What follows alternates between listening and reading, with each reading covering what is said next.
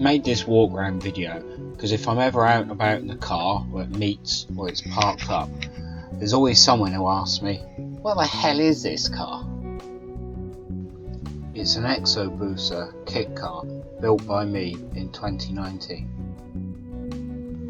The Exo part of the name is for Exoskeleton, which is the chassis type or body type which has minimal bodywork. The Busa part is because the engine is a Suzuki Hayabusa engine from a motorbike. In this case, it's been turbocharged. The chassis is absolutely minimal, with a weight of only 450 kilos. There is nothing on this car that isn't needed to either make it go, stop, or turn.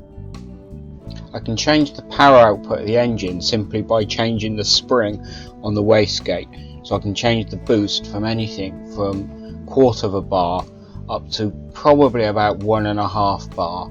So that's about 225 horsepower up to about 350. If I wanted to go really mad, the engine has been built to withstand up to 450. So I'm always asked, how fast is it, mate? The bottom line is, I've never taken it down a runway to no top speed. It's over 150, and 0 to 60 is under 3 seconds.